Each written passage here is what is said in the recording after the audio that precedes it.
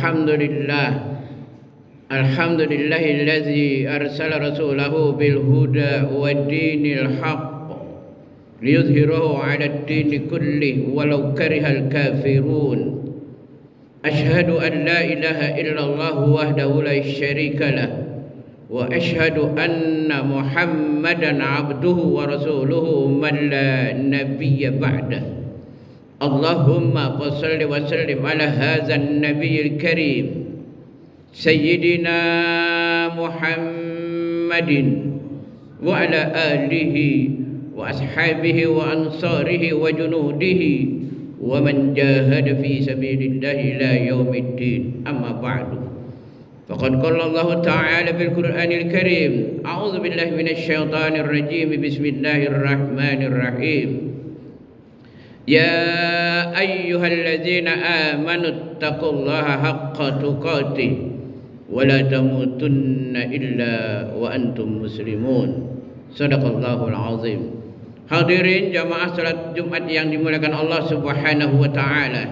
Syukur alhamdulillah kita panjatkan kehadirat Allah Subhanahu wa taala yang telah memberikan begitu banyak nikmat kepada kita sekalian. Di antara nikmat-nikmat tersebut adalah nikmat iman, nikmat Islam, nikmat sehat wal afiat, nikmat panjang umur, dan nikmat kita masih bisa melapangkan waktu kita untuk hadir di masjid ini dalam rangka kita melaksanakan salah satu kewajiban kita, yakni salat Jumat berjamaah. Semoga segala amal ibadah kita diterima oleh Allah Subhanahu wa taala. Amin ya rabbal alamin.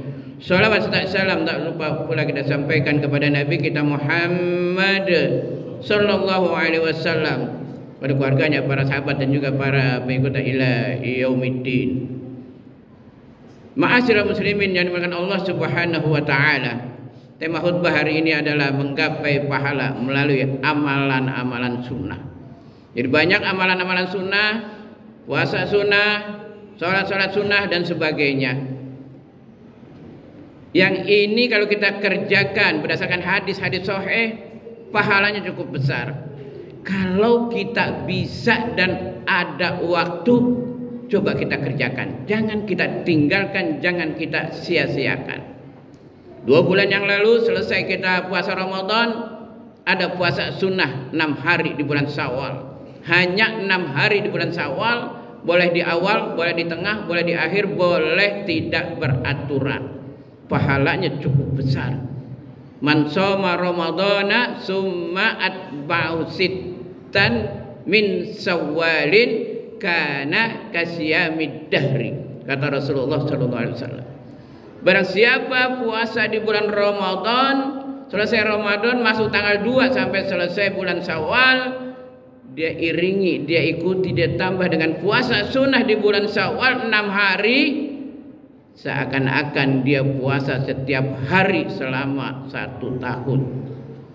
Ma'asyiral muslimin yang dimuliakan Allah Subhanahu wa taala. Selanjutnya masuk lagi bulan Zulhijjah, yang insyaallah tanggal 1-nya besok. Yang bagus, yang baik, kita puasa dari tanggal 1 sampai tanggal 9. Kalau itu tidak bisa, tanggal 8, tanggal 9, hari Tarwiyah dan hari Arafah. Kalau tidak bisa juga, minimal jangan kita tinggalkan hari Arafah tanggal 9 Zulhijjah, di mana para jemaah haji sedang wukuf di Arafah. Ketika Rasulullah ditanya tentang puasa Arafah, maka Rasulullah menjawab, yukaffirus sanata madiyata wal baqiyata. Puasa 1 hari di hari Arafah itu akan menghapuskan dosa-dosa kita setahun yang lalu dan setahun yang akan datang. Bagaimana setahun akan datang berbuat aja belum, maka kita terpelihara dari dosa-dosa, khusus dosa kecil. Ma'asyiral muslimin yang dimuliakan Allah Subhanahu wa taala. Lalu bulan Muharram berikutnya, selesai Zulhijjah, Muharram, tahun baru, bulan pertama dari bulan Hijriyah, ada puasa sunnah lagi, yaitu tanggal 10. Yang pahalanya hampir sama dengan tadi puasa di hari Arafah. Yukaffiru sanatal madiyata, dihapus dosa-dosa setahun yang lalu. Ma'asyiral muslimin yang dimuliakan Allah Subhanahu wa taala. Yuk sama-sama, khususnya saya pribadi, mulai besok tanggal 1 Zulhijjah sampai tanggal 9 yang bisa puasa sampai tanggal 9 silakan. Paling tidak kita tingkatkan amal ibadah kita. Kita tingkatkan ibadah kita. Artinya apa? Yang sebelum ini kita sholatnya jarang-jarang, yuk kita rajin sholat. Yang sudah rajin sholat tapi tidak atau jarang ke musola, jarang ke masjid, yuk mulai tanggal 1 besok dan seterusnya. Kita buka, kemarin kita buka di bulan Ramadan. Kita rajin beribadah, kita rajin sholat berjamaah. Sekarang masuk lagi tanggal 1 Zulhijjah, kita niatkan dalam diri kita bisa dan ada waktu, yuk kita berangkat ke masjid, kita berangkat ke musola, kita sholat berjamaah di masjid ataupun di musola. Kita tingkatkan. Sudah sholat berjamaah, tapi habis salam-salam doa sebentar pulang, tidak ba'diyah. Yuk mulai besok ba'diyah kita kerjakan. Kan sunnah, semua yang tadi sampaikan sunnah. Kita kerjakan dapat pahala, tidak kita kerjakan enggak apa-apa. Benar. Tapi kan rugi. Ketika di padang mahsyar, ketika nanti di akhirat, banyak orang yang mendapatkan pahala tambahan, pahala lebur istilahnya. Kita nggak dapat apa-apa. Ya karena kita berpikiran itu sunnah, yang wajib aja kita kerjain. Kalau kita konsekuen dengan yang wajib saja, ada sahabat datang kepada Rasulullah, ya Rasulullah ajarkan kepada saya, kamu sholat 5 waktu, tepat waktu, di awal waktu. Ya Rasulullah, saya tidak akan tambah, saya tidak akan kurangi. Kalau orang itu konsisten, istiqomah dengan ucapannya, dia akan masuk surga. Artinya apa? 5 waktu dikerjakan, di awal waktu berjamaah, qobliyah, ba'diyah dikerjakan. Tidak seperti kita. Tapi yang sudah berjamaah 5 waktu, alhamdulillah. Terus kita pertahankan dengan qobliyah dan ba'diyahnya. Ini yang sunnah-sunnah terkadang kita sepelekan. Ma'asyiral muslimin yang dimuliakan Allah Subhanahu wa taala. Umpamanya dalam sholat. Dalam sholat ada perbuatan, ada perkataan yang sunnah-sunnah. Sekali lagi saya katakan, kalau kita bisa ada waktu, dikerjakan. Ya contoh kita habis takbiratul ihram, itu kan rukun. Kita mau sedekap, enggak sedekap juga enggak apa-apa. Sedekapnya terserah, mau dibawa pusat, di atas pusat. Tapi kita lihat contoh Rasulullah seperti apa? Sedekah. Berarti kita melihat contoh Rasulullah, selesai takbir kita sedekap. Itu saja udah berpahala. Selesai takbiratul ihram, doa iftitah. Enggak baca juga, enggak apa-apa. Langsung Fatihah. Sah sholat kita. Tapi kita tidak mendapatkan pahala doa iftitah. Kecuali ya waktunya dan sebagainya tidak memungkinkan kita datang sudah masbuk, imam sudah baca Fatihah, imam lagi baca surat, ya nggak usah, kita lanjutkan saja. Ini banyak pekerjaan-pekerjaan yang sunnah. Ketika kita dari diri mau ruku, sunnahnya seperti apa Rasulullah? Ketika kita dari diri mau ruku, tangan diangkat ke atas, Allahu Akbar. Kita nggak angkat langsung ruku, boleh, nggak apa-apa. Tapi emang kita nggak bisa cuma angkat tangan gini saja. Allahu Akbar langsung ruku. Dari ruku bangun iktidal, angkat lagi tangan.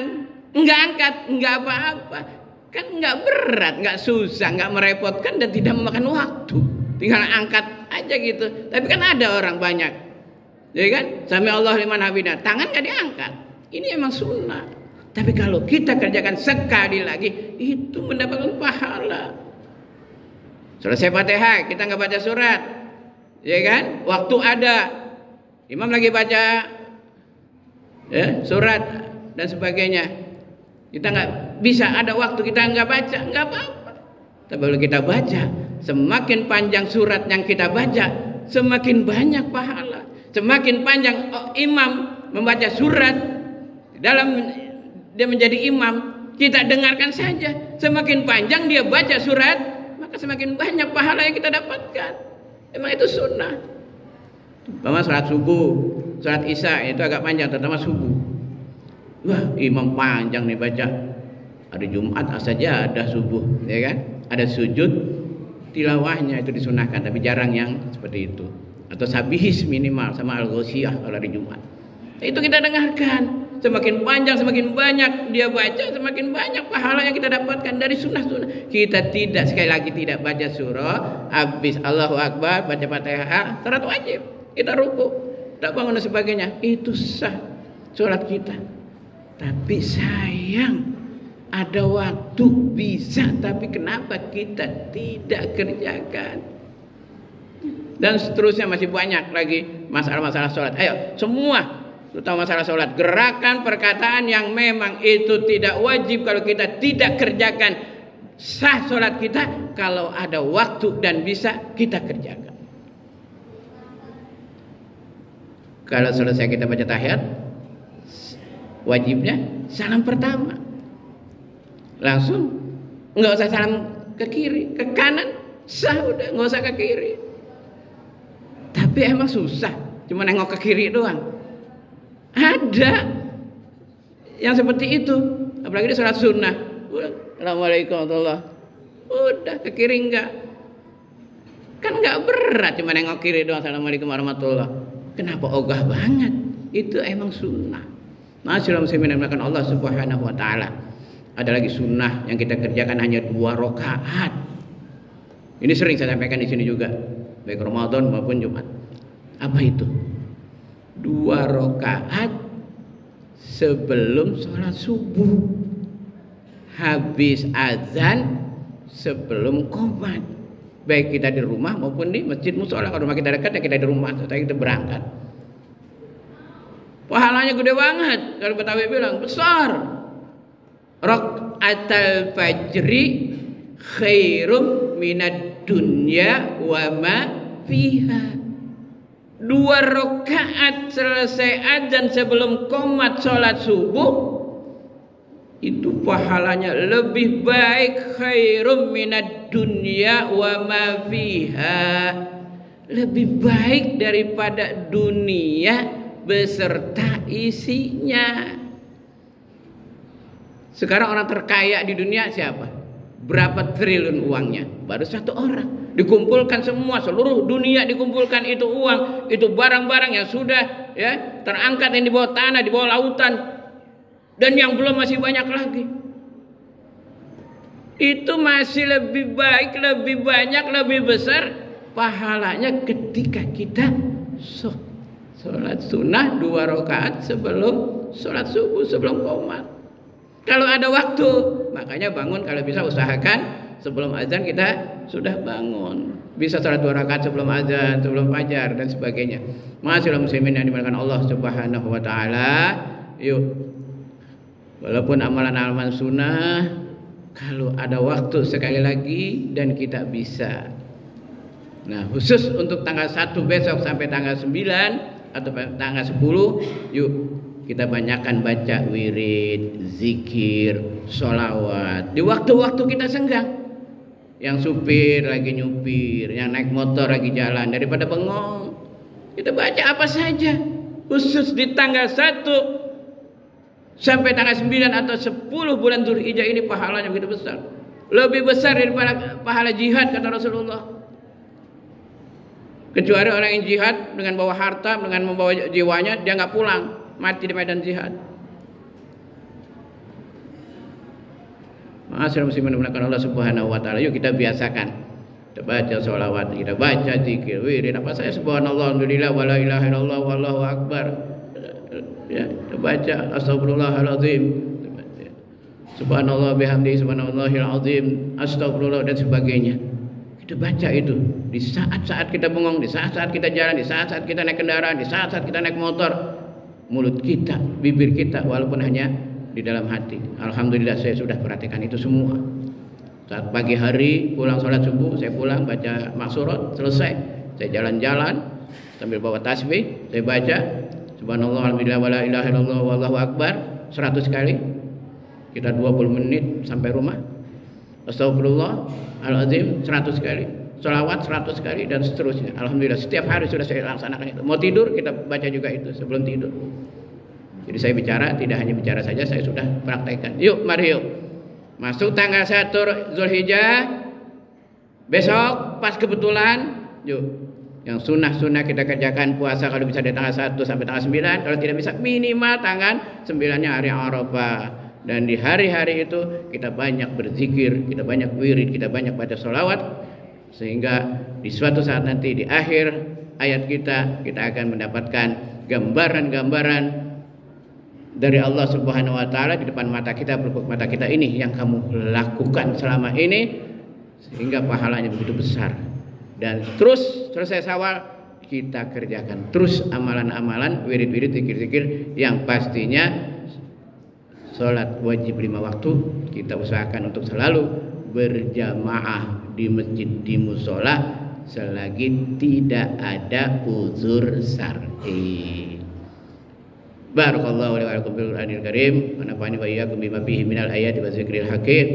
Aqulu qawli hadza astaghfirullahal azim li wa lakum lisairil muslimina wal muslimat wal mu'minina wal mu'minat fastaghfiruhu innahu huwal ghafurur rahim.